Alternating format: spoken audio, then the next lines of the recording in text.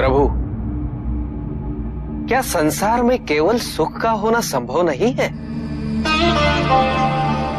प्रत्येक आत्मा का लक्ष्य केवल सुख की प्राप्ति ही तो है।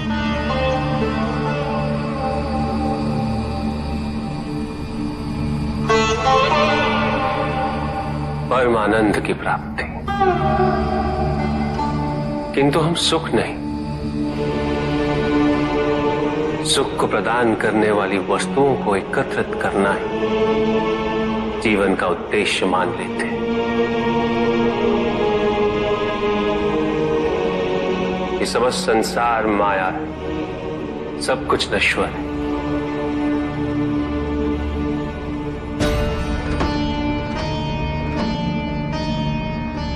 जिन वस्तुओं को हम सुख का स्रोत समझकर एकत्रित कर रहे हैं, वो सदैव नहीं रहेंगे। जो व्यक्ति सत्य को जानते हुए भी लोभ का परित्याग नहीं करते, वो सदैव इन्हें खोने के भय में जीते।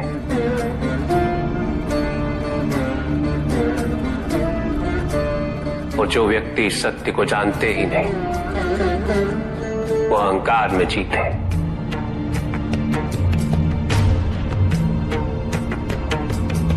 और जहां अहंकार और भय उपस्थित हो, वहां सुख कैसे रह सकता?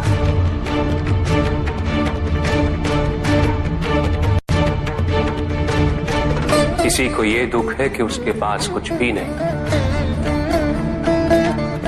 और जिसके पास सब कुछ, उसे ये दुख है कि पाने को कुछ शेष नहीं। सुख को हम स्वयं अपने दृष्टिकोण से परिभाषित कर देते हैं, जबकि वास्तविकता इससे भिन्न है।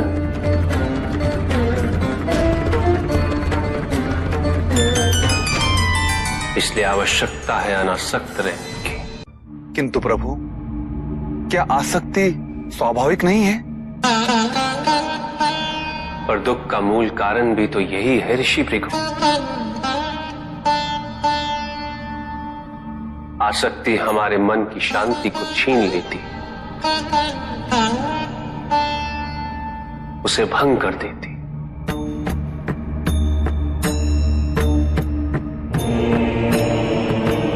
हमारी बुद्धि को स्थिर नहीं रहने देती, उसे चंचल बना देती।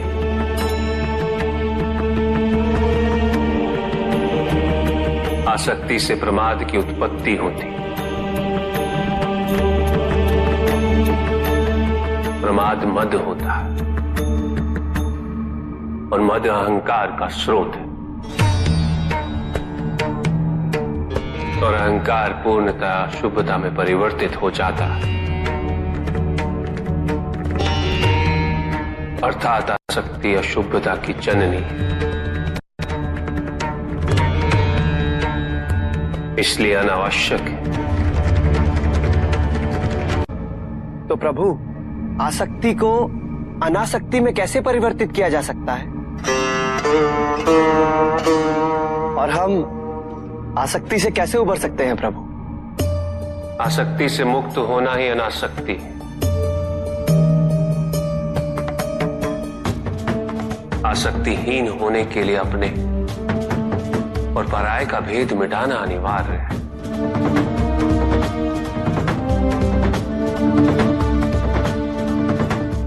और यह तभी संभव होगा जब हम सुख की खोज बाहर नहीं, अपने भीतर करें। जब हम यथार्थ को पहचानें, उसे स्वीकार करें।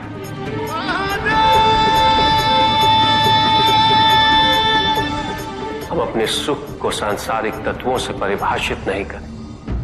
जब तक हम ऐसा करते रहेंगे, हम बंधते जाएंगे। जब हम स्वयं अपने भीतर झांकना आरंभ करेंगे, हमारी मुक्ति का मार्ग स्वतः प्रशस्त होता जाएगा। महादेव, आपने हमें दुख का कारण तो बता दिया, किंतु हम भय के बारे में भी जानना चाहते हैं।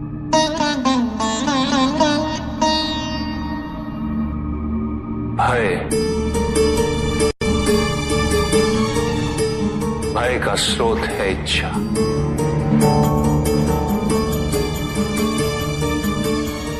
पाने की इच्छा होगी तो उसे खोने का भय भी होगा।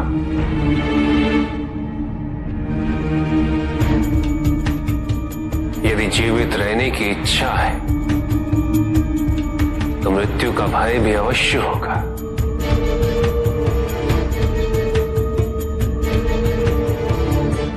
किंतु केवल मनुष्य ही नहीं, देवता, गंधर्व सभी इस भय से ग्रसित हैं।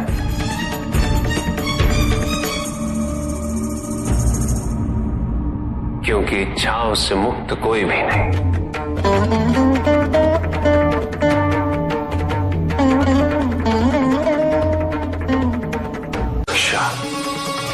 ईर्ष्या, द्वेष, परनिंदा और षड्यंत्र जैसे पाप भय से ही उत्पन्न होते हैं। और प्रत्येक पाप का प्रायश्चित केवल दुख और कष्ट उठाने से ही संभव होता है।